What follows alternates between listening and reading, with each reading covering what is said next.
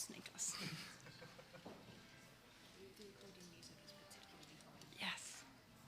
We could just invite them. We're almost ready.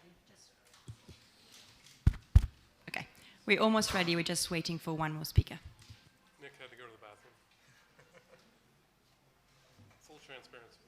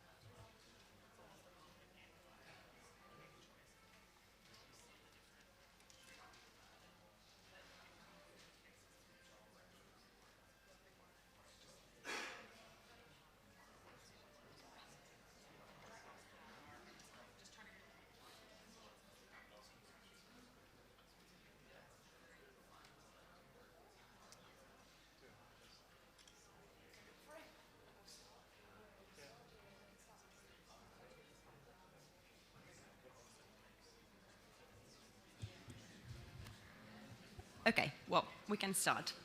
He'll arrive. Welcome, everyone, to our panel on creating community and how effective curation of interactive spaces can bring readers together.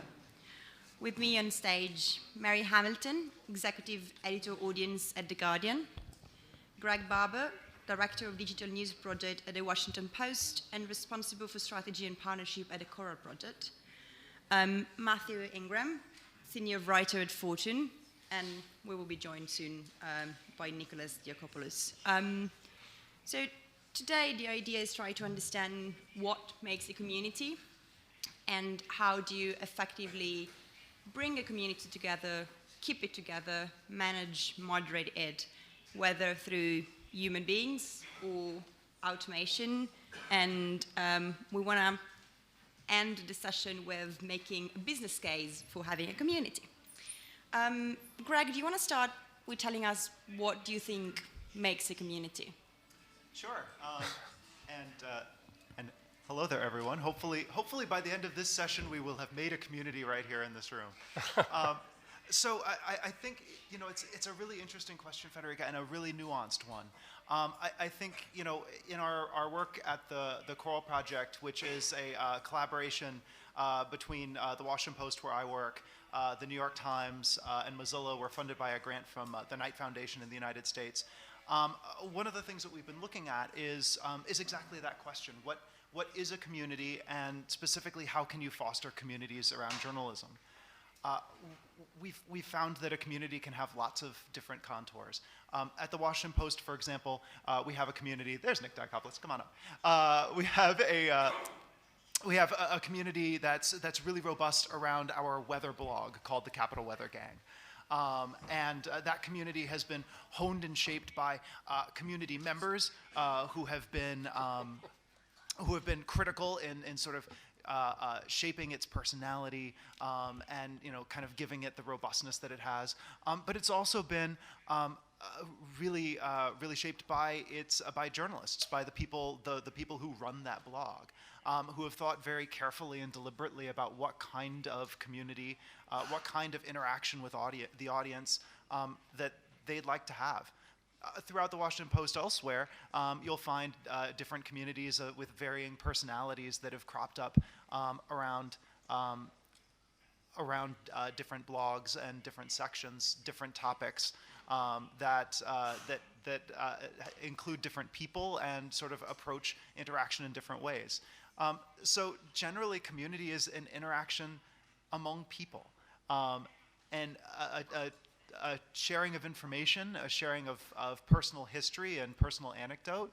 But when connected to journalism, we find that community can be quite powerful. It's a means to not only augment what has been reported already, but to plant seeds for what can be reported in the future. And I think, and we'll talk quite a bit more about this, I think, as the session goes on. I think community is really critical to what we're doing in journalism now, and the future of the industry as we move forward. Thank you. And Mary, can you tell us more about, about community at The Guardian, and how, well, you have a very big community and you have different kind of communities on site and on social. How do you bring the two together, and what role do you play in your communities? Hi. Hello. So I think, first off, it's kind of one of the ways that we think about community at The Guardian is thinking about communities that we can tap into as well as communities that we can kind of create directly. So communities kind of come out of all sorts of different things. You get communities of shared circumstances. So, for example, all the people who live in DC who really need to know what the weather is. You get people with communities of shared desire. So you see a lot of this kind of on Pinterest or in other places, shared aspiration or shared wants. And you get communities of shared need, which is sometimes where journalism can do the most interesting work.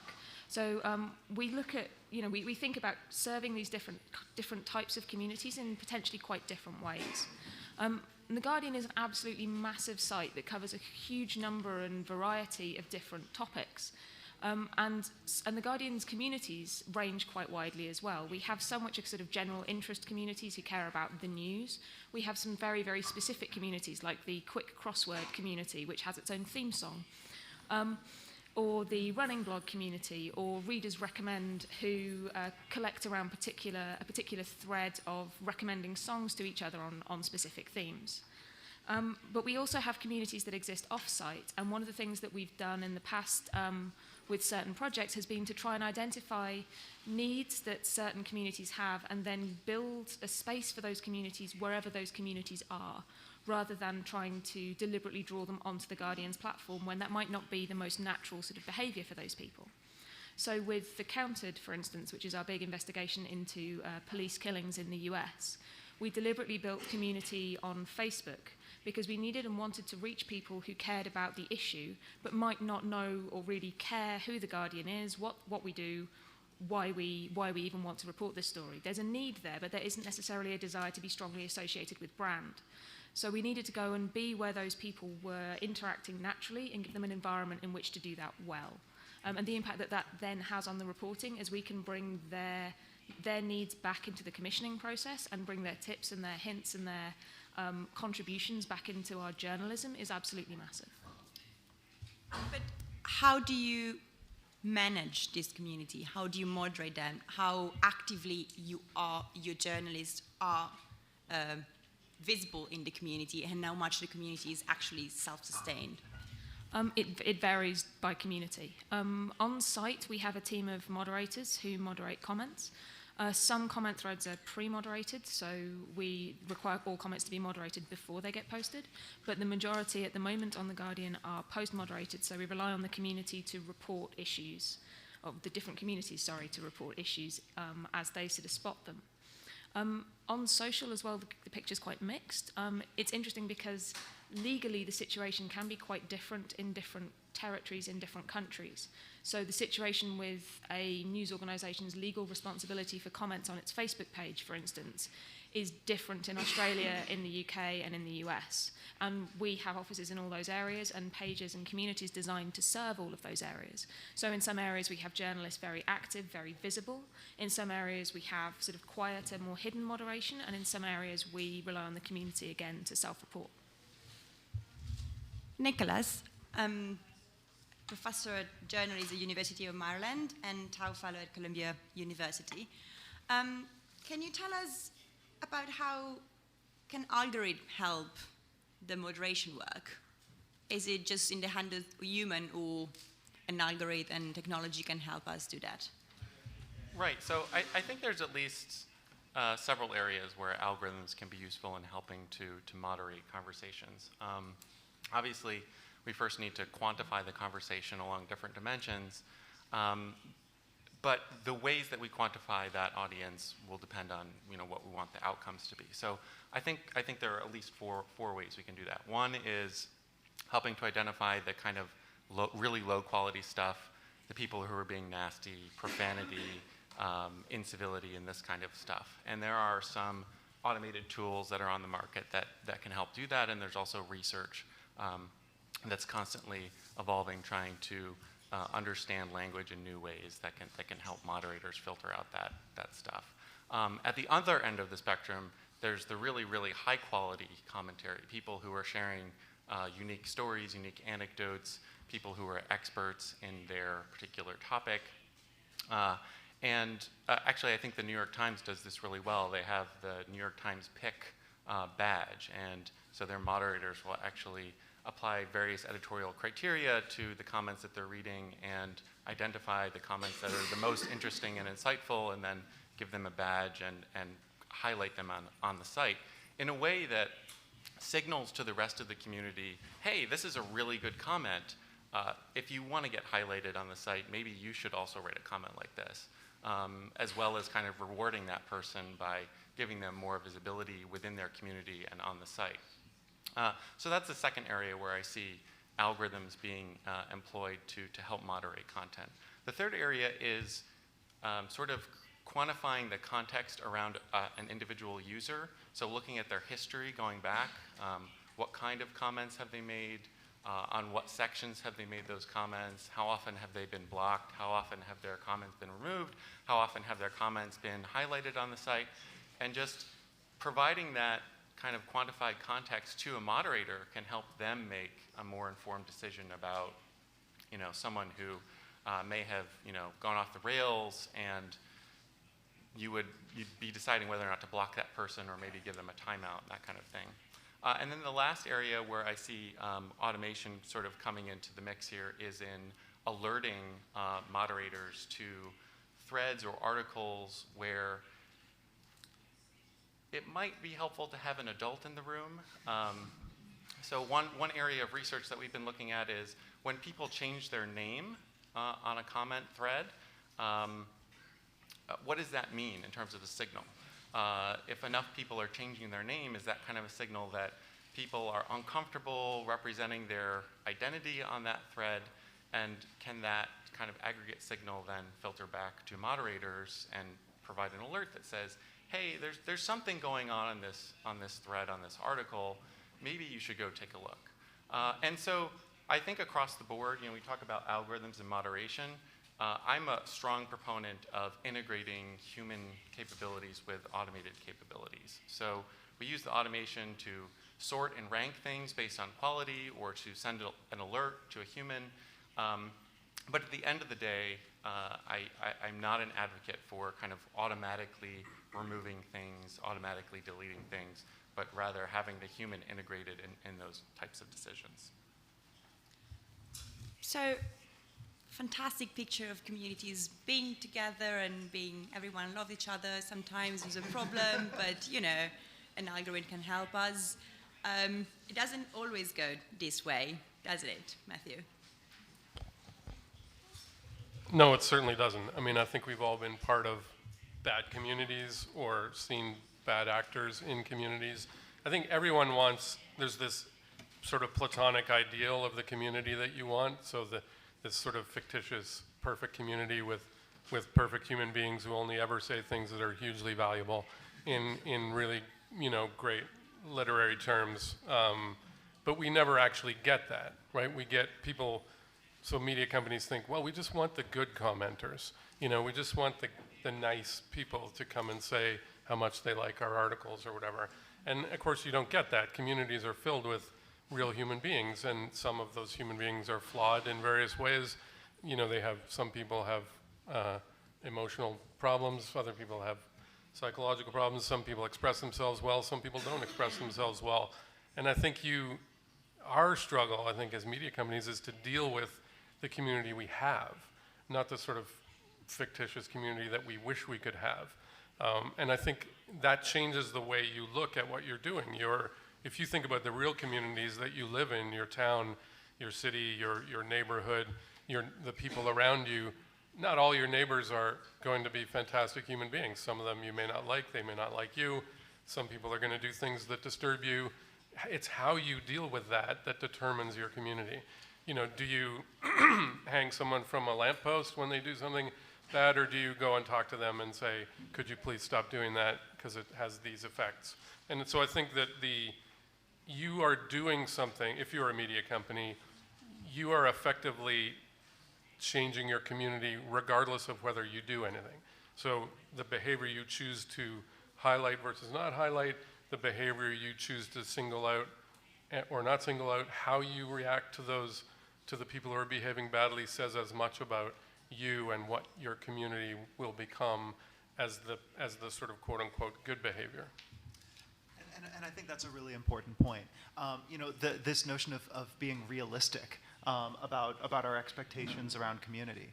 One of the things that I hear from journalists a lot is that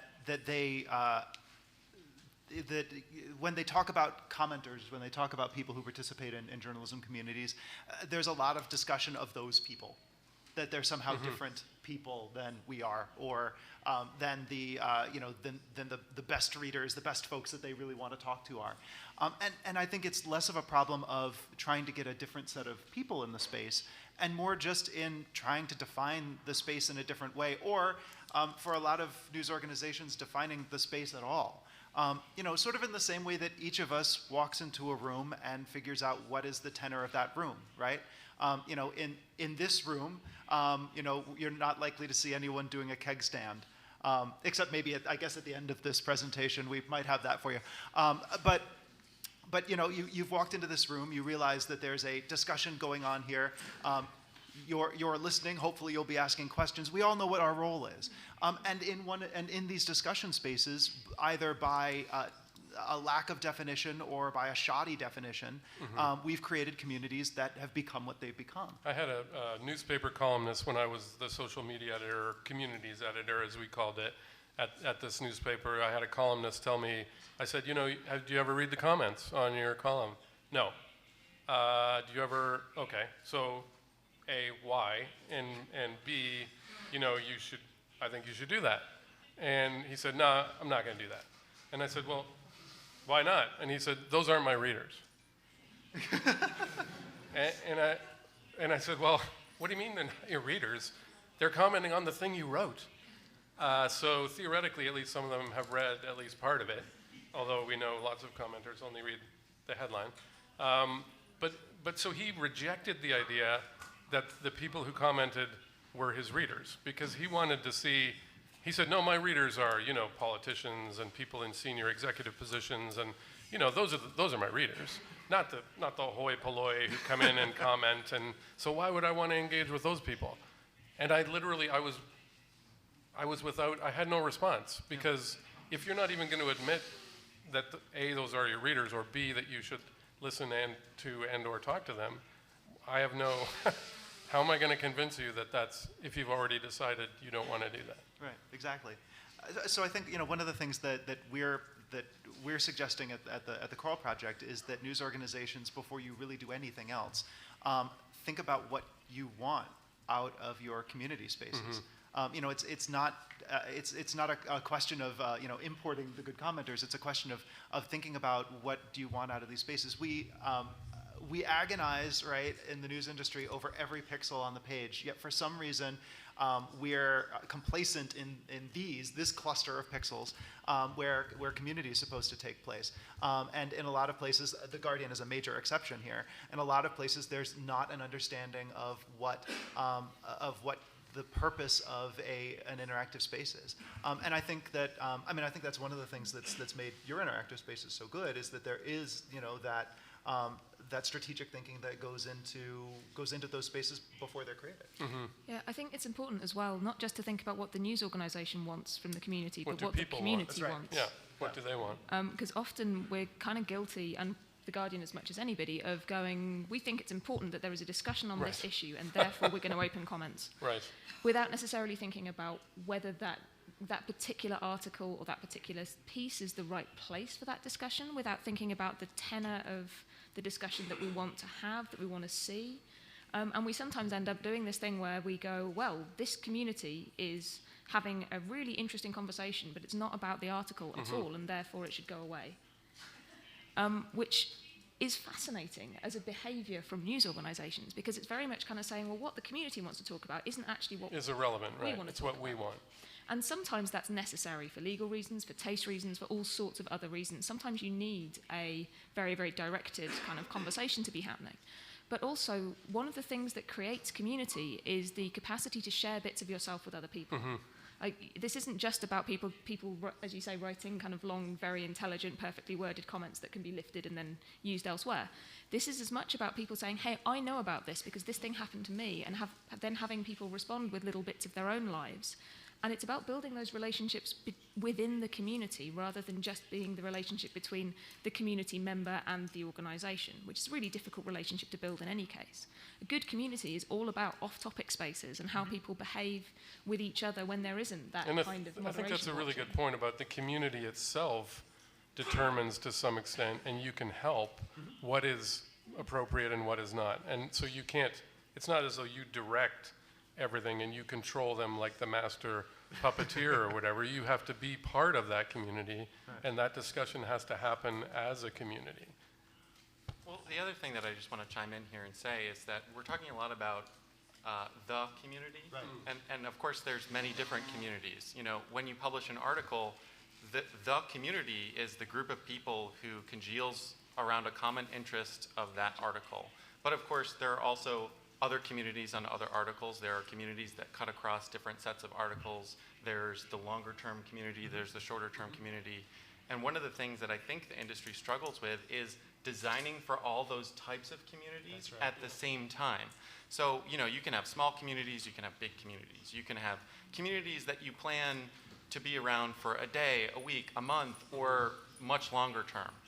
You can have communities with very high turnover, right, with lots of new people coming in and out, and not a lot of consistency over time. And those are all valid types of communities to have, but we have to set our expectations for, you know, what happens in that community, the tone that emerges from that type of community, how that type of community needs to be moderated, and ultimately what it becomes. You know, I'll give an example of some exploration we're doing at the Washington Post right now around exactly that, because Nick's right. You know, the kinds of communities that will develop around sort of a long-term feature could be different than the kinds of discussions. I wouldn't even necessarily call them communities that happen around a particular article, where it may not be a group of people that sort of forms and, you know, kind of where that group continues, but where they just sort of come together for a moment to have more of a transactional discussion around a particular topic. But we've got a community that's been around for some years around our advice columnist, Carolyn Hacks. And one of the things that we had heard from that community quite a bit, and I'll bet, Mary, you've had a similar experience, is that there are people within the community that want to talk about the text of the article, so it's an advice column, right? So there will be a letter from a person asking advice, and then a response from Carolyn, the columnist. And so people within that community want to talk about that advice that was given, and perhaps give advice of their own. And so that's what's considered on topic. And then there are also community members who have been in this space for quite some time, and they know each other, and they've exchanged some information, and they want to continue to get to know each other, the sort of real, you know, kind of capital C part of the community, right, that to actually get to know these people. And so there's always been this sort of tension between the group that wants to talk about things that are only on topic, let's just, you know, stick to the advice, and the group that wants to interact with each other. So one of the things we just started testing last week was the ability for commenters to mark their own comments as off-topic, and then to be able to toggle on-topic and off-topic comments on. And so far, I was just in the community last night and asking people what they thought. The functionality's been active for, I'd say, about 5 days or so. And the reviews so far are pretty good. It's allowed sort of each group to have what they want and do it in one stream. Yeah. Yeah, just to build on it a little bit, in some of my research, I've read through thousands of comments that people have made on The Economist graphic detail blog. So that's their blog where they post different data visualizations and graphics and so on every day. And it's generally a pretty high level of discourse, very data literate people coming in to make comments on the data that's been presented there. And it's exactly how you've described it. You have one set of people, roughly 20% who are there sort of for engaging with each other. They tend to talk about the context around the data and around the data visualization rather than point out specific things about the data. And the other 80% is kind of what you might call the drive-by commenter, the person who sees the article published on Facebook or social media and is like, oh, this is really interesting. I have something to say about this, and I've got to get in there and say it. And those tend to be the people who actually focus a lot more on the artifact, the data visualization, commenting on a specific thing like, why are the colors this way, or why did you leave New Zealand off the map? Like all kinds of different specific comments, but oftentimes very critical comments. And so you do really have two different types of behavior operating in the same space. And I really like this idea of being able to kind of filter and toggle along those different dimensions so that the end user can really, extract the value that they want to extract from that comment stream. I think that's a great point, and it's come up before. You don't just have one community. There are literally as many communities as you could imagine, different types of people, different agendas. Some want to scream and yell, some want to help, some are just there for the entertainment. And I think you have to really, it pays to do what Mary was saying, think about what you want. What type of behavior are you trying to encourage? Are you trying to encourage people to just come and shout, or are you trying to encourage them to come and help you or to reach some specific goal? Because that's going to determine how you behave and the sort of parameters you set.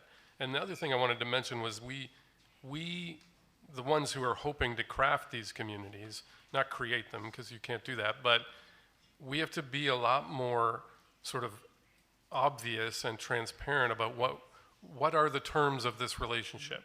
So what do we want? What are we looking for? Why did we even ask you to come in the first place?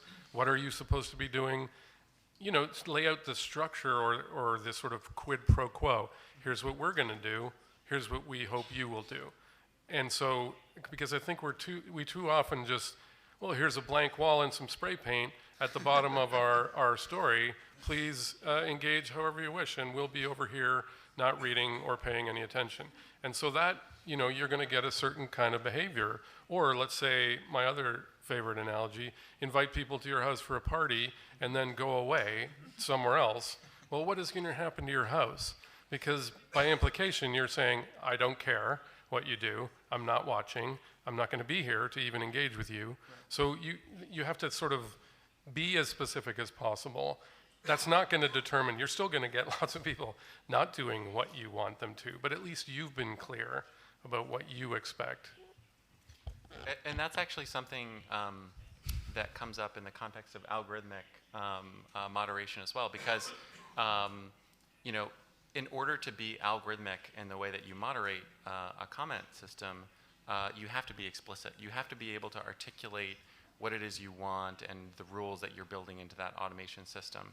And this very much brings up the question of, well, how do you be transparent about the automation that you're employing? I call this algorithmic transparency, and it's sort of, what are all the different things that we could try to disclose about the algorithm that we're using to help rank and sort and pick your comments? And of course, that whole system involves pieces of automation as well as pieces of human evaluation. And so it's a complex, kind of messy system. But I'm a true believer that being transparent about that can really set the stage and communicate to your audience how they can expect your system to be responding to them and reacting to them. Yeah. It's all about, a lot of it's all about, oh, sorry, go for it. No, go. It's fantastic when you don't even need a moderator. I can go home. We self-moderate, like the communities we That's hope the to best. create. Yeah, I mean, it's all about value. I think kind of piggybacking off of some of what Mathew said, since we're kind of in the department of metaphor, one of the ones that I tend to use is that communities, especially your most loyal users participating in them, it's like your significant other coming up to you and saying, "I love you," and you going, we as news organizations not participating, not helping to curate, not being present in the room, it really is like throwing a party and then leaving. I think one of the things that any news organization could do right now, right here on your mobile phone, just start doing it, is starting to participate in your communities, starting to ask actual questions, starting to show that there are people from the organization in the room, that this is not just a throwaway space. It's really about value. It's about creating value for the people who are participating. It's about communicating the value of the participation, of the contribution that they've already made, especially if that is the kind of contribution you want to get from more users. I think Nick quite rightly brought up the New York Times and their NYT picks, and yeah, that's a terrific way to communicate value. And also, by the way, one thing that's not often discussed when we talk about community is the number of people, and it's large and they are important to you, the number of people who consume the content from community spaces as content. Read it like they read your articles.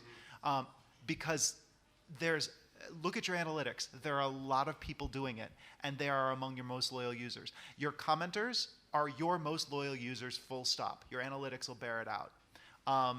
The people who read your comments are also among your most loyal users, and they consume them as content. So again, creating something valuable, a valuable space for people to consume, to get an idea of what real people think of the news. And I think that's hard for news organizations I just finished doing a big consulting project for the CBC in Canada about comments and community, and everyone says, well, what's the ROI on that? Commenters are 1% or 1% of the 1% of your traffic, so who cares, because it's a tiny group.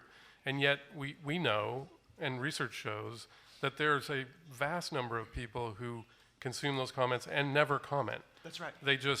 They read them, maybe they feel things about them, they're not the type of people who sign in and comment, but they're still valuable. And so the sort of ripple effects of that community can be huge, because there's 10 times as many people just reading it as who are actually commenting. And if you only look at the ones who are commenting, you get a sort of distorted view of what that actual community is and how you should behave.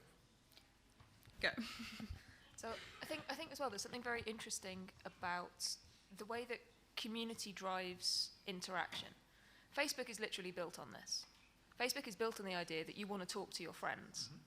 News organizations have, again, historically not really made much kind of hay out of the fact that people are using our content to build relationships. People share our content on social platforms in part because it helps them to demonstrate their own identities. It helps them to build up a picture of themselves that they want to show to the world.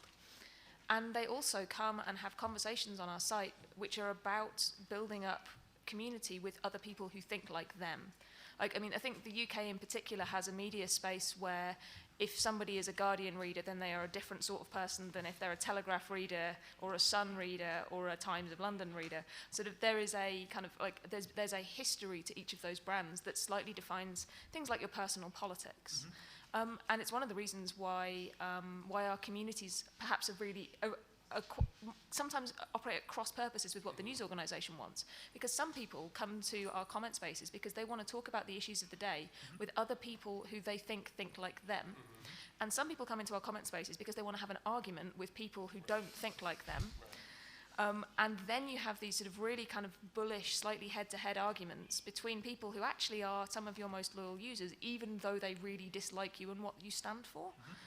Which is this wonderful, complex paradox that you somehow have to try and design for and cope with. And you also have to kind of try and design for and cope with this thing of, so there's, a lot of the time when I'm thinking about the way that different sorts of people interact in community spaces, I go back to things like game design research and some of the research from the very kind of early days of internet interaction, Usenet, and multi-user dungeons. There's a theory by a professor called Bartle's taxonomy of gamer types, which says that there are basically kind of 4 kinds of people. There's people who want to achieve stuff and be the best at stuff and demonstrate their expertise. There's people who want to find out how stuff works and ask questions and kind of get deeply into the technical details. There's people who want to be part of a community and they want to give love and receive love and have like lots of lovely things happen to them. And there's people who just want to punch stuff. And you can see all of those behaviors happening in an average comment thread, not just in news organizations, but all over the internet. And how we design and curate spaces so that we encourage the people that we want to be there, but also allow the people who have different desires and needs to fulfill those needs in a way that we experience as a positive contribution is really, really hard and really complicated to do. I think you brought up something really important that we've sort of danced around, which is Facebook and other social platforms. So if you say, you know, I want a community, or where's my community, or I need to do, you have a community. There is a community discussing your content and you, whether you know it or not, and it's probably on some other social platform that you're not on. And so by either not engaging through those platforms or not thinking kind of strategically about how you're doing it, you're effectively giving away what is one of the most important things you have, your relationship with your readers and your audience and your community. You're effectively giving that away to another entity. So Facebook has the relationship with your readers, not you. Facebook is the one who determines the sort of quality and criteria of that relationship, not you. And I think that the implications of that are huge. If you think about, you know, media used to control the channels through which their content was consumed, and that allowed them to monetize. They used to control the terms on which you got their content. None of that is under the control anymore. All of that is being controlled by other parties. So Facebook determines who sees your content and when through the algorithm and doesn't tell you why. Facebook changes the terms of that relationship and never tells you why. Facebook is the one that is having that day-to-day, minute-by-minute relationship with your readers, not you. And if you're not kind of fighting against that or working with that in some way, you're effectively devolving that relationship to Facebook. But there are some topics that are more difficult than others to moderate, that open up just quite organically to more debate. We can think of the refugee crisis in Europe or Donald Trump in the US. So from one point of view, there are some topics, like I know The Guardian has slightly changed recently on not opening on all articles and trying to decide what articles get comments and what not. So one could say that it's easier not to open the most controversial topics, but isn't there where the value could be in having the debate on the controversial topic?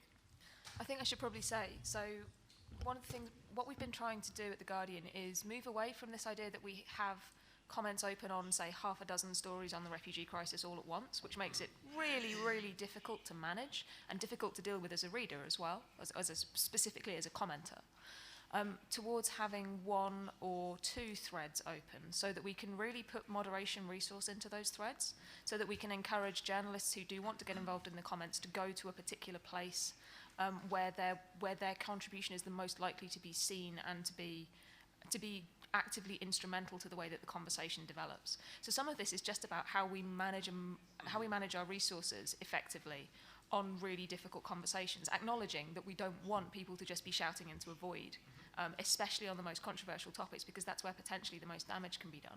Yeah. Well, and following up on that, if you all haven't seen it, Mary had a terrific piece in The Guardian about a month ago, was it, on exactly this topic, and so I'd suggest that you go read it. By the way, also, while I'm suggesting things for you to read, Nick's new research on name changes is also terrific, and basically everything that Mathew writes. So after that, you've got a full day of reading. Thank you. You're welcome, rather. And comment. That's right, and comment on those things. Yeah, exactly. But I mean, to that point, it's. I think one of the things we should push back on is this notion that that comments as constructed are the perfect form of discussion. That they need to be present on every article by, I don't know, internet fiat. that basically there's something that, kind of came with the internet box and we're stuck with it. I think one of the things that news organizations need to do, and I would say this is the most important piece, is think strategically about what you want in this space, and what your readers want as well. What is the best way to connect on this issue? And as Mary says, it might not be having an open thread, an open box, usually on most news sites, without any kind of question asked or without any kind of direction given, no table set.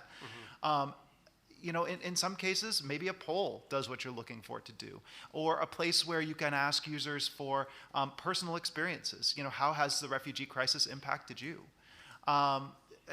Where and then those stories can be told, and there can be a sharing of information in that way. But I think we need to push back against this notion that open field comments are exactly the case, or exactly the best use case for everything. It's like having a toolbox with just a hammer in it. In some cases, you need different tools, perhaps a screwdriver. But I think there is a risk. There's a risk that media companies will do what Federica described. They will say, well, it's too much work to moderate the comments on these controversial issues, so we just won't have comments open on those stories. And I've seen this happen routinely. So we'll just have comments open on the stories that no one cares about, and then we'll have nicer comments. So really, you're not achieving anything. You're not going to get any comments that are worthwhile on those other stories because no one cares about them. And you won't have a discussion about the important topics on the controversial ones because you've shut it down. So the one thing that used to happen when we would close comments on stories about the Middle East or homosexuality or something like that at the Globe, and people would go to the gardening column and then comment on there about the Middle East because so they would just take the discussion somewhere else and have it anyway. So even shutting down those comments doesn't achieve what you think it's going to achieve. Yeah, I think there's an important point to make as well, though, about the difference in the legal situation between the US and, I think, almost everywhere else in the world. Yeah. Like, the US has this special kind of view of everything is permitted. The UK has astonishingly severe libel laws.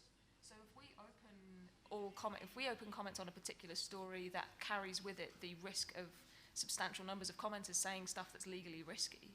We are shooting ourselves in the foot in a catastrophic fashion. That's a great point. The US has a law that basically says you're not liable for your comments. Yeah, whereas we have a law that says, yeah, you really are. Yeah.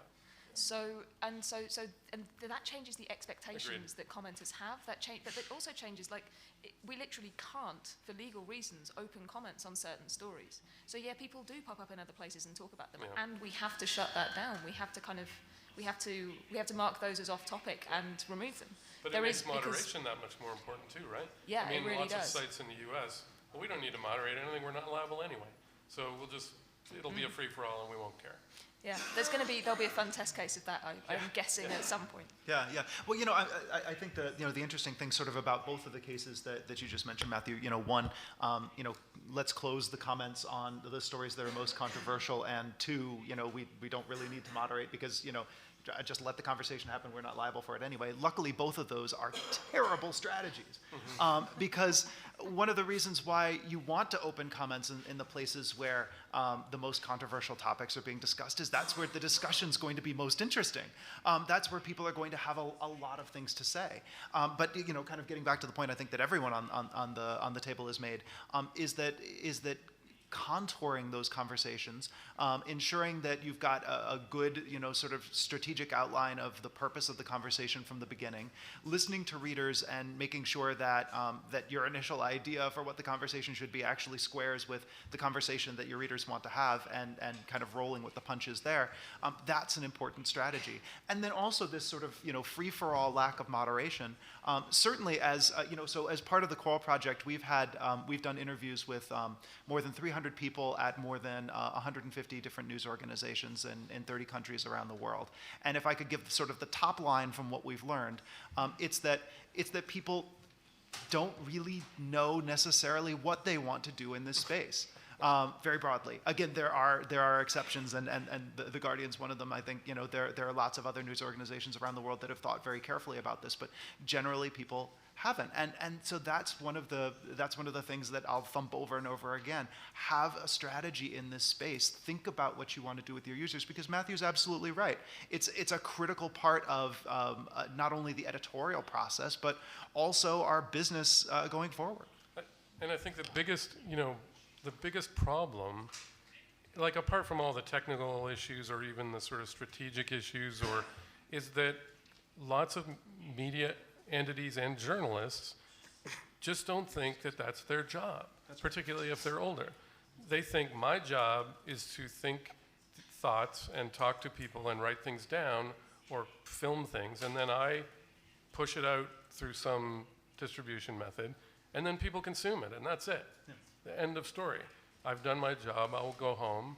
They don't see the engagement around that story or that topic as being part of their job. And that's the continual fight, if you are a social media editor, is to convince people that they should even do it, or that it has value, and why should they do it? Because it's a mess, and it's annoying, and it takes time, and they should actually be out doing journalism and reporting and whatnot. But easy, if you are the Guardian or the Washington Post and you have resources. What if you are a small, mid-sized newspaper? You can actually devote so many resources on more active moderation, what they should do. Then it's even more important. I think if you're a local newspaper or TV organization or media entity of any kind, it's even more important for you to do that. Like you should be spending more time and resources on it. And I know that obviously no one has enough time or resources to even do the journalism they want to do. But that relationship with your readers and your community is the most important thing you have, I think. And I would just say, I mean, there's different dimensions along which you can capture value from your community, right? And big or small, I think some of these strategies work better or worse. But more engagement can lead to more advertising revenue. That's probably the easiest case to make. But more engagement from commenters could maybe also lead to more subscriptions or ways in which you can keep people from letting their subscription lapse, right? So if you have a subscription type of business model, you can look at community as a way for kind of sustaining that revenue stream. Various media organizations are starting to develop event strategies, right? So how do you decide which event you're gonna host? Where are you gonna put your limited event management budget into organizing events? Well, why don't you look at your community or the set of communities that has emerged around your content that you're publishing, data mine that a little bit, look at who's talking to who, and then make a sort of an informed decision about, well, this piece of the community looks like it would be well served by an event that we can put on, and we can actually capture some revenue that way. So I think these are at least 3 different strategies that media organizations are pursuing, where having a really good understanding of your community can help a lot, but also feeding and cultivating that community can help you play the long game in terms of business value. I think on that point, just to Federica's question about local media and local newsrooms, local media is designed by its nature to serve a community of shared circumstances. That circumstance is about location rather than anything else, but it's also lots and lots of other stuff. Within that location comes things like shared local politics. It comes, the shared issues like jobs, unemployment, different kinds of issue that will be covered in the newspaper. I used to work at a local newspaper, and one of the most dreaded things that could possibly happen was to have an editor say, "There's someone at the front desk and they want to talk to a journalist." And so you'd have to go out there, and generally what you'd have is a lovely conversation with somebody who read the newspaper, who cared very deeply about an issue that you were never going to publish. Yeah, that. And sometimes you would get an absolute whopper of a story out of that conversation. And I think there's this local media, as much as, I think probably more than national news organisations, has an imperative to serve a specific community and to serve it well and comprehensively.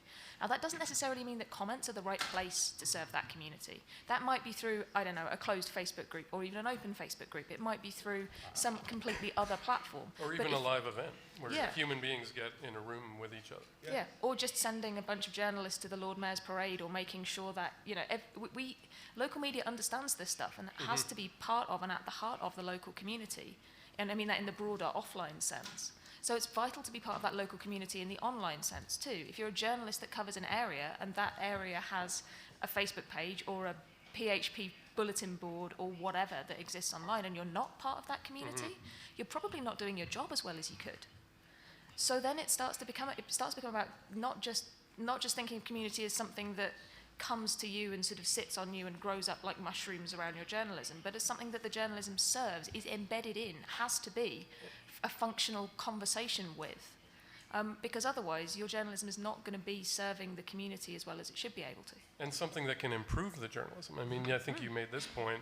We found after we opened stories to comments at the Globe in, I don't know, 2004 or something like that, the first thing we noticed was people would actually put their hands up in the comments and say, I know something about this topic.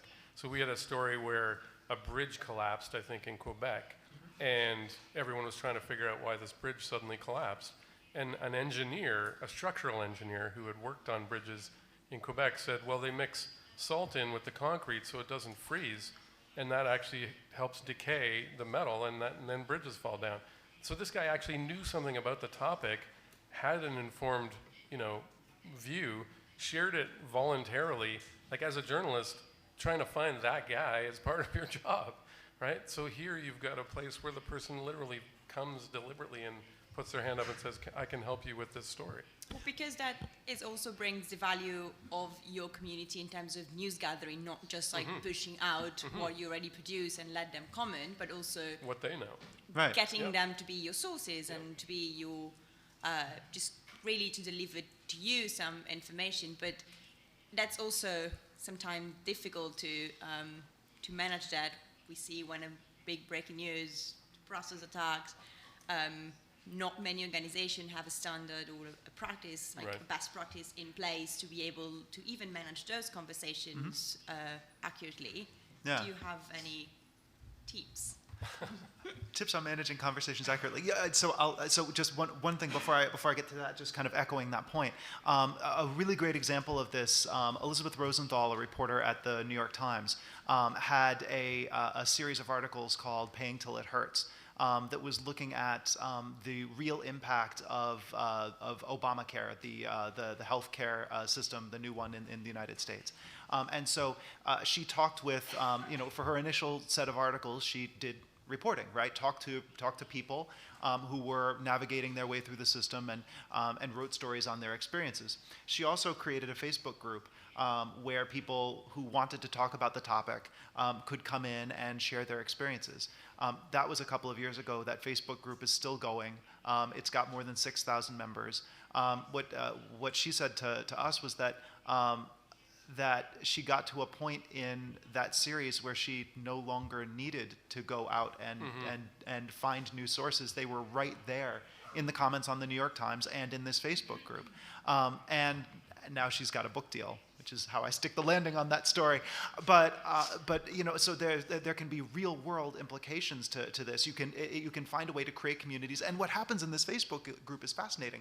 It's people working with each other and helping each other to get through, working through Obamacare. But now getting to your question, how to manage these difficult conversations. It's hard.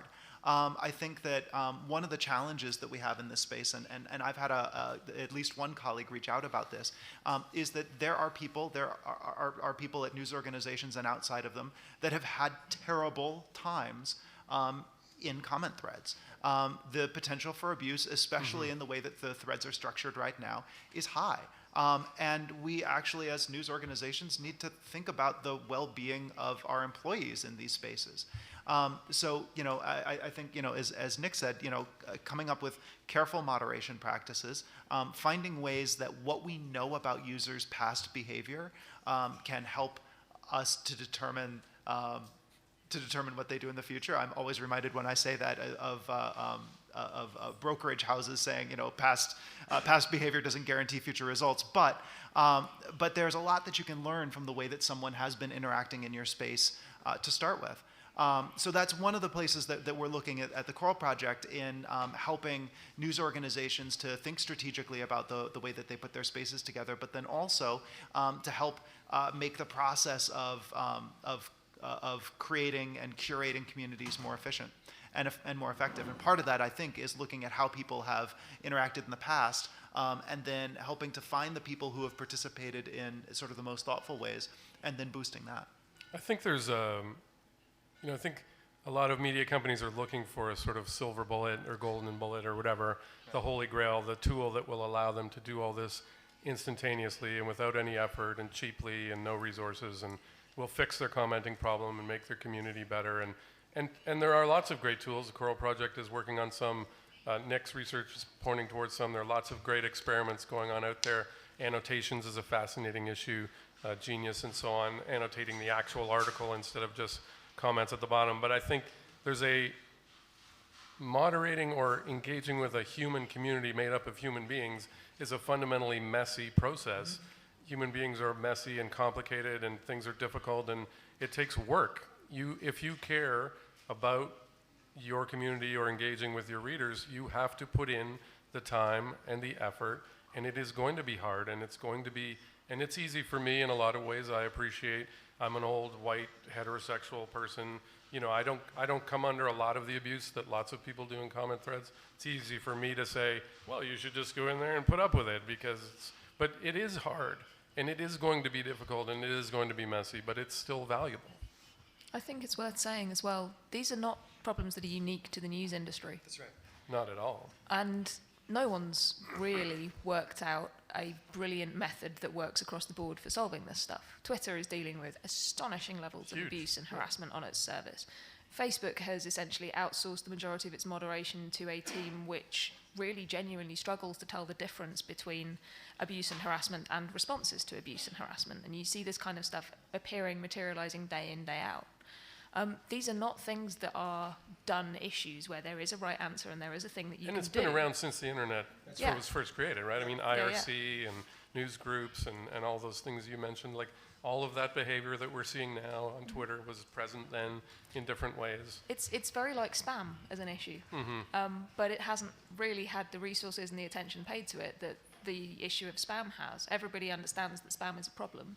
Abuse, harassment, the real negative stuff tends to affect subsets of the population that don't develop software. But I think if your response is comments and community are hard and they're messy and nasty sometimes, so we just won't do it and we'll just pretend that doesn't happen or we'll outsource it to Facebook, I think you're making a huge mistake. Yeah, I would agree with that. Well, and I think that you do need to recognize that, and I think it's all about expectation setting within the organization, right? So these spaces are messy and it's difficult, and yeah, absolutely. I mean, as a guy in a group that's creating software is not the solution by itself. Software will help you. And certainly that's one of the things we're trying to do at the Coral Project is create software that'll be helpful. But absolutely, I would agree with I think what's been said by everyone here in one way or another that human participation in this is important, not just for the purposes of creating and curating a really vibrant discussion, although that's quite important on its own, but.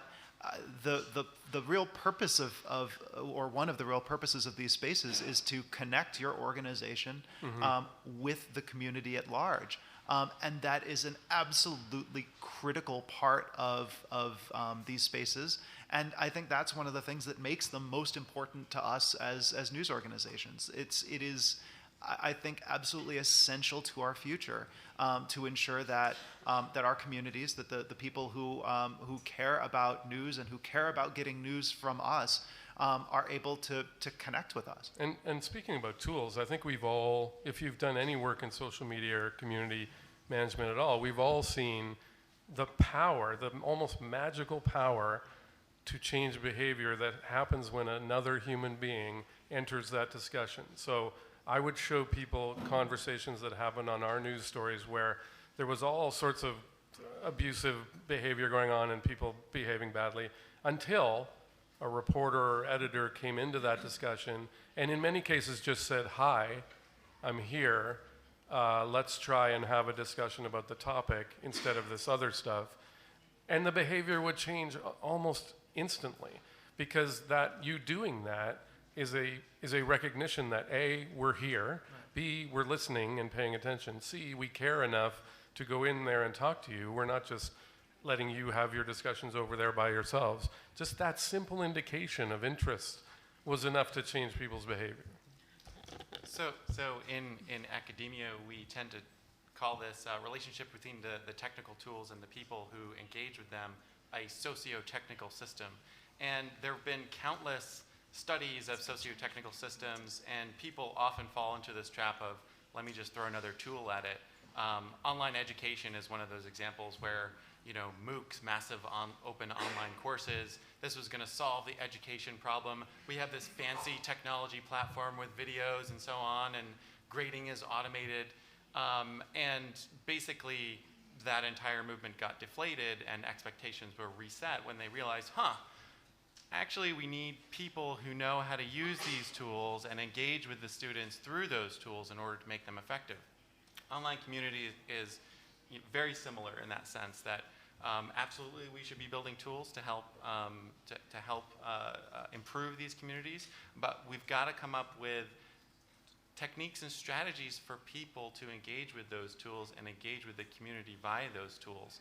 And frankly, I think that playbook for how journalists should engage through tools with their community is missing still.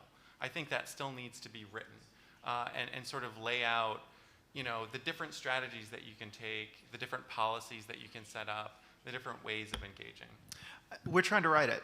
So, so if I may give a plug, at coralproject.net, you can find our Coral Project community. In fact, if you go to community.coralproject.net, it's right there.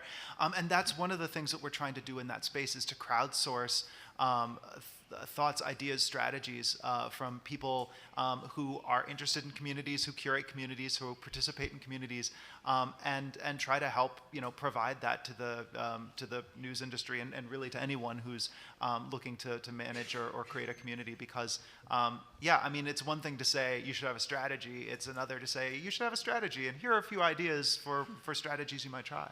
Before opening to the public, I just have one last question. You mentioned readers of Commons being most loyal readers. So does that mean that, how do you know who they are? Do you require a real name policy? And is there still value in anonymity? That's a big question. So yes, there's value in anonymity. If you are trying to, for example, reach out to communities that are under political pressure not to talk about the situations that they find themselves in, if you are talking about particularly difficult topics, potentially illegal behaviour, or behaviour for which people can be subject to abuse, harassment, etc., anonymity, or at least pseudonymity, can be enormously important. The flip side is that one of the contributing factors to unfortunate and unpleasant communities is the normalisation of a lack of consequences for bad behaviour.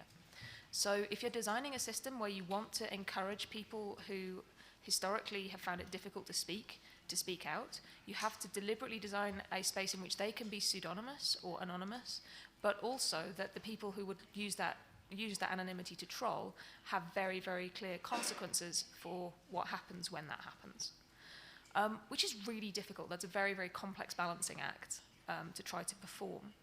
I think the other thing to say about that, though, is that real name policies are so politically fraught and so difficult to enforce that they essentially don't work anywhere ever at all. People are perfectly happy to troll and to throw abuse on Facebook under their own names. YouTube comments now are mostly real names, and they are still just as bad as they ever have been. Metafilter is almost entirely pseudonymous space and is absolutely a delight to go and get involved in. It's the affordances of the space that change stuff, not whether we say, is this the name that's on your passport?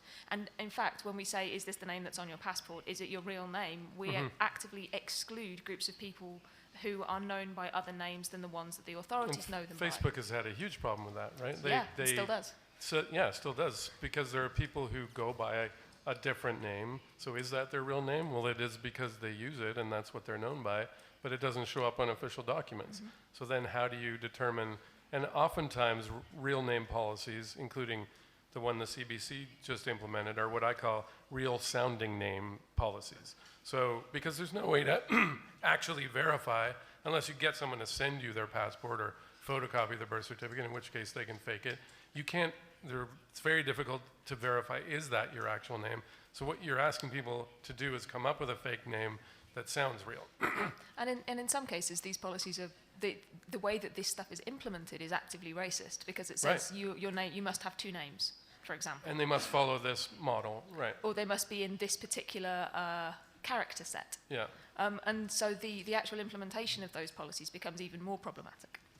So can I just chime in with a little bit of the research that I'm aware of in this space? So there have been a couple of studies that have looked at anonymity and real name policies and so on. So the Huffington Post is a good example of a real world system where they had their own commenting system, I think up until mid 2014, and then they adopted Facebook, which has a real sounding name policy.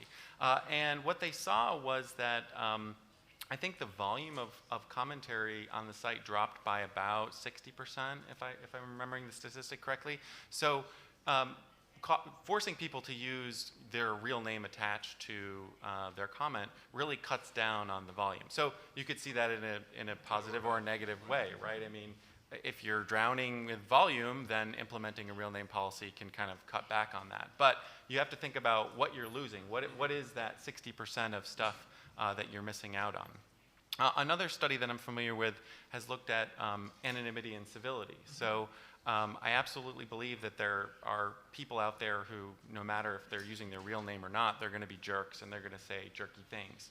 But the studies have shown that actually, if you remove anonymity from the equation and you get people to use their real names, it does get more civil.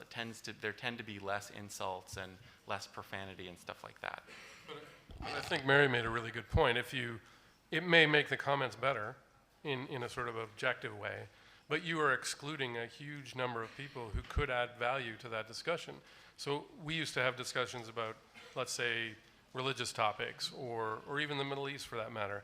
And I did a survey when I was the communities editor asking readers, if we had a real name policy, would you have ever commented on these topics? And large numbers of people said, no, I would never do that, because there would be implications from my church or my family or the government of the country I live in. And those are the people that are often most important to hear from. And they're never going to comment if you ask them to log in with Facebook. Although I'm loath to answer science with anecdote, I have had the experience of running a couple of sites that have Facebook comments with real name policies.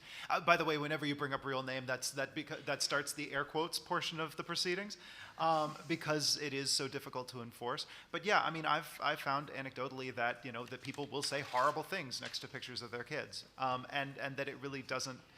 That going toward a real name policy or toward Facebook comments as a means to ensure that abuse never occurs, even if the level of civility overall may increase, you still have Facebook comments or a real name policy doesn't mean you won't have an abuse problem. That certainly won't go away. And so I think it's, again, kind of going back to one of the things that Mathew said, looking for a silver bullet that's a waste of time. That's brain space that you could spend on doing the harder work of coming up with a more nuanced approach to, looking at the resources that you have, looking at where discussion can be best had and most effective, and coming up with a way to manage those discussions so that voices can be heard and abuse can be minimized. I think, though, to piggyback on one of the things that you were asking in that question, Federica, and to deliver on one of the questions that we were going to talk about, the business case, and how we know that these users are so important to us. I'll say again, please look at your analytics. What you will likely find, because I've found it at the Washington Post, and I've heard it from other news organizations who have talked to us at the Coral Project, that the people who participate in your online spaces come back more often. They stay longer. Their time on site is longer. They consume more pages per visit. So if page views are still your game, well, here you go. And they are they're likely to subscribe. There's a study that was recently out in the journal at the Sloan School at MIT that talked about a ladder of engagement and how people can walk up. See actual science. How people can be brought up, users can be brought up through a ladder of engagement. And this study was saying that comments, the experience of being in digital discussions and interacting with news organizations is one of those rungs on that ladder. That's certainly the experience we've had at the Post. There's actually interesting research. I wish I could remember the specifics, but going back to what Mary said about game development and game theory and the way people behave in online games, there's a research that looked at what's called leveling up, if you've ever played a video game. So you start with a character who's killing worms or something like that with a stick, and then eventually you want a better stick, and so you pay a little bit more for a stick, or you get a sword, and then you get a shield, and then eventually your character basically improves, and you get different qualities. And the theory, at least at one point at the New York Times, was that was what they were trying to do with their commenters. So get them to give them a piece of information, like their email address or their real name or something, and then give them a reward, and so that they would behave better in the comments, and then highlight a specific person and show their comment as being one that was good, and that person would then, everyone else would think, oh, well, I'd like my comment to be highlighted, and then you gradually sort of level up in your relationship with that media entity, and eventually you're so engaged with that community and that media entity, you're never going somewhere else because you've invested all this time in becoming a member of that community. And so value. I mean, it really does come down to that. How do you make the experience as valuable as possible for the people who are participating? And a lot of that, I mean, as we discussed a bit ago, can be accomplished just by journalists showing up.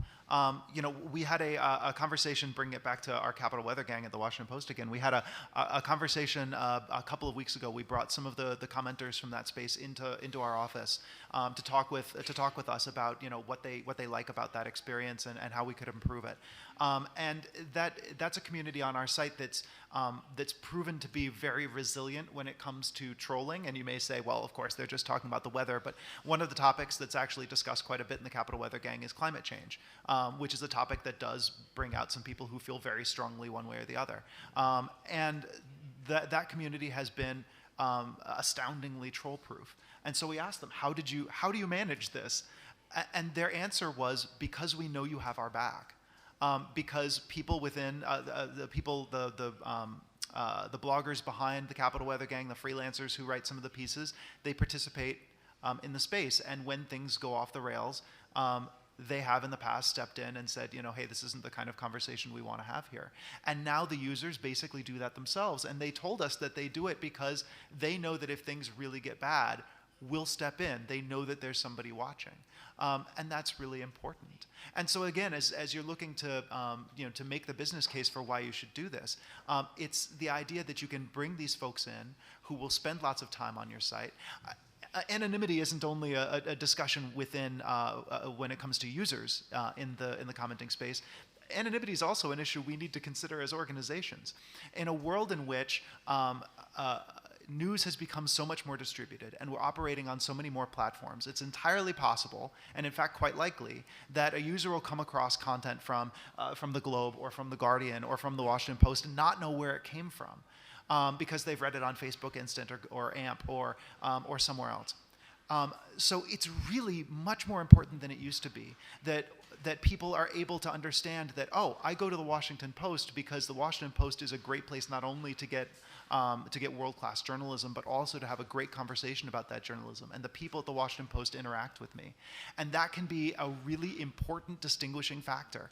And so then again, you're talking about, getting people up a ladder of engagement and having them, subscribe perhaps and all of that. But it's also just in communicating value and that I can have a much better experience with this organization than I could perhaps somewhere else. Do we have any questions?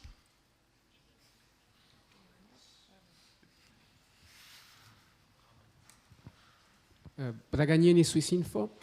It's exactly this point that I wanted to ask about. It's Mathew, you mentioned that as well. The difference between the comments directly on Facebook and on our sites.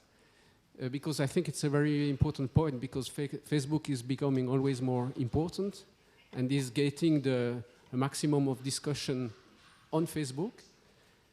Obviously, with a site like The Guardian, you have a very big volume of traffic, so it's maybe not a problem. But for smaller organizations, it can be a problem. And do we have to resist that, or is it possible to resist that, or we have to adapt simply to this evolution, this Facebook evolution? I think that's a really good question. Obviously, you can't ignore Facebook. There's just no way to, it's so huge. It's where a lot of people spend a lot of time. They're going to see your content. They want to engage there because Facebook does a really great job of allowing them to do that better than lots of media companies. So you kind of have to use it. It's a tool. It's a way to reach people. It's a way to, but I think you have to be very, very conscious of what you're doing and how you're doing it and what you expect from it and what Facebook is doing and what they expect from it, because your interests may not be aligned. So if you think of a Venn diagram with the circles, so there's what Facebook is interested in doing, making money and getting more people to spend time there. There's what you as a media entity are interested in doing, journalism, social issues, connecting with your community. And to some extent, those things will overlap. There will be a place where they overlap. And that's the sort of sweet spot. But there's lots of things that Facebook will do that are not in your interests. And I think, so you have to be using it, but also cautious. I think there are a lot of media companies that are thinking, well, Facebook does commenting, we'll just let them do that. Facebook distributes our content, we'll just distribute everything through Facebook. And so effectively, well, let's just let them do that. And I think the risk there is that you are giving something up as well as getting something. I think you have to think critically about, what am I giving up? What am I getting? And in some cases, those things are intangible. So you may be getting traffic, but you may be giving up a lot of the sort of trust and brand and relationship that you have with that community. So then you have to think longer term about, in the future, will Facebook be the one that is seen as the source of news and where people have a trusted relationship? And will you just be the kind of tiny name on the thing that they see? And what does that say about your relationship with your readers? The experience is not necessarily better on our sites than on Facebook. No, in fact, in many cases, it's much worse. And so, to me, that's on media companies. Facebook has done a great job of creating a community platform that people love to engage on. And so if that is way better than your site, that's your fault, because you did not create that. Not that you didn't create Facebook, but you didn't make your own community, your own site more attractive and more appealing. And so lots of sites that are, it's kind of a self-fulfilling prophecy. Websites that are shutting down comments have spent zero time and money on those comments, and so of course they're garbage. So then the site says, look at these comments, they're garbage, I better give them to Facebook. Well, so you basically created your own problem. You didn't spend any time on it. It was a horrible experience, so people behave badly. Facebook has done a much better job, and so they're winning. And if you give over your comments and your relationship with your community to them, they have won, effectively. Hi. I was wondering if you had any experience or feeling of the phenomenon of sort of hacking comments and platforms and news, commenting and manipulation, because I've seen that this has become a very big issue, and there's someone that's been jailed for hacking 10 years in a row elections all over South America. And I was wondering if you have seen that, or if you have a way to detect if there's some manipulation of what's going on your threads and debates. I'm not aware of any tools in existence that could, for instance, detect whether or not the Russian troll factory has been dispatched on your article. I think that's a fascinating area to take this. But I don't know. I don't even know that we understand the magnitude of the issue. I don't know that we even know how much that is a problem. I mean, we kind of know it's there and it exists. There are certainly examples of political bots that are operating on social networks. I'm not aware that they've infiltrated things like comment threads yet, but they could eventually, using things like natural language generation to get around filters and so on. So I think that's definitely a very interesting forward-looking question. Actually, that's a fascinating topic, the idea of bots that could show up in your comments. Did anybody follow the Microsoft Tay bot? Became a violent racist in like 24 hours. That looked very much like a comment section to me, so I can see a future where, sophisticated bots effectively duplicate all the negative human behavior that we see now in comments. And then how do you can't actually deal with them the way you would with a human being because they're not a human being.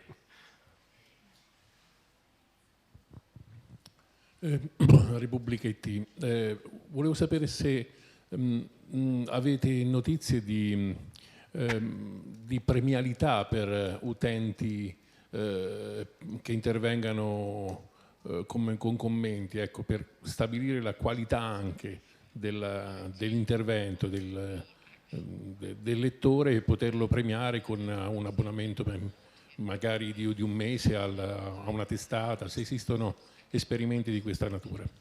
How do you, are you aware of any rewarding system for best commenters? And have you ever thought of giving them a 1 month subscription to the best commenters, these kind of things? I was going to say, so Reddit, the platform, has a really interesting way of doing this. Gold.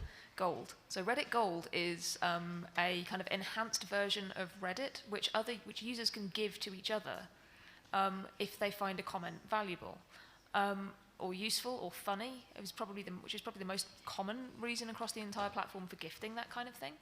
And it's a fascinating kind of model, in part because it follows Reddit's sort of tradition of being self-moderating and self-policing, with very, very light touch from the actual platform itself. But it allows users to say, I like this, I want to see more like this, and it reinforces that kind of element of what exactly it is that the community values. In terms of, there's lots of different ways of conceiving of a reward for a commenter. So, for example, things like pics or the Huffington Post used to have badges back when it did its own comments.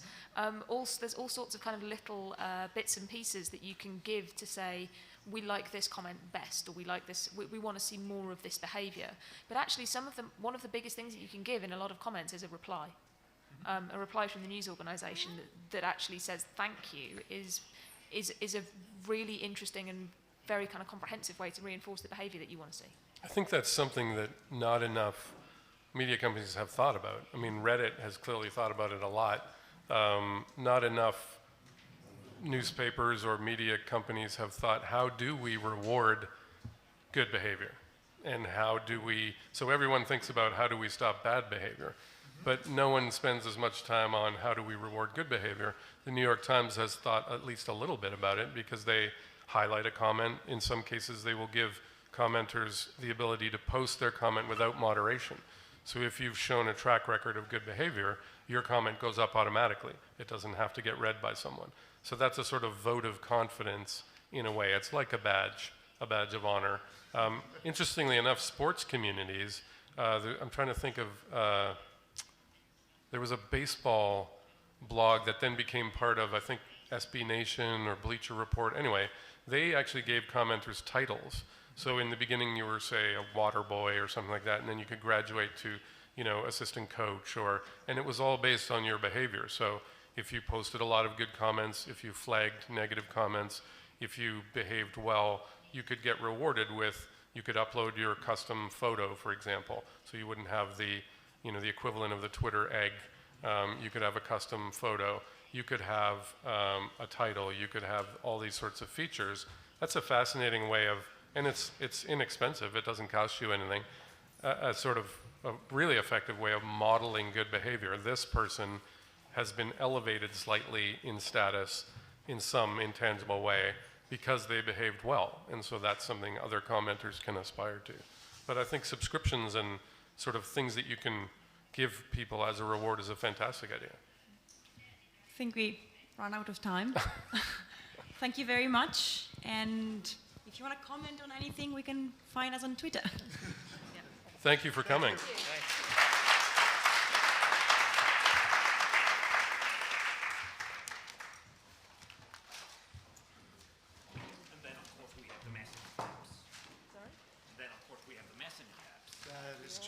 Yeah, that's a whole other area. Yeah.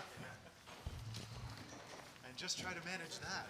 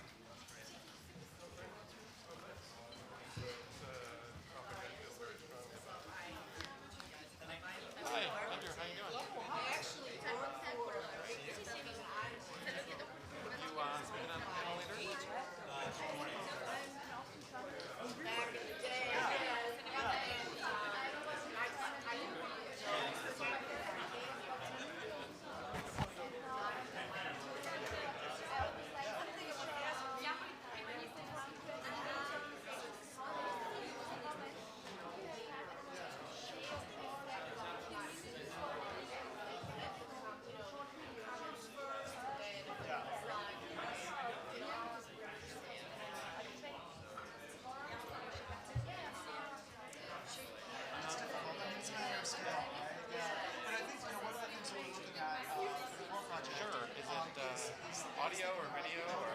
To scale that kind of process where you I think they wanted to take a photo first, if that's all right. about the user, and then you're able to sort of prioritize which users might get attention.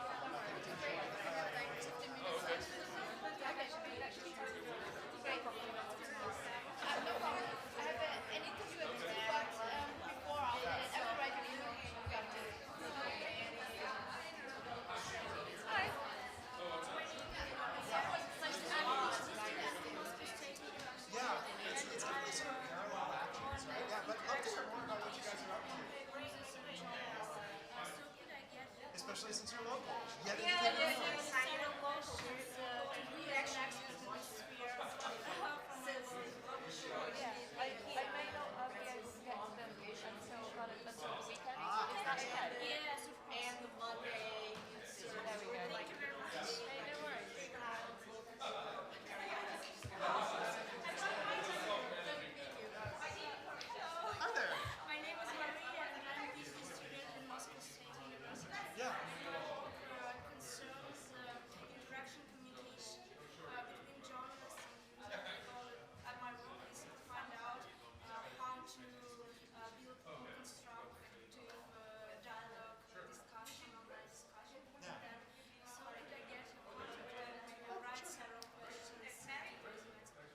Absolutely. Nice to meet you. Thank you very much.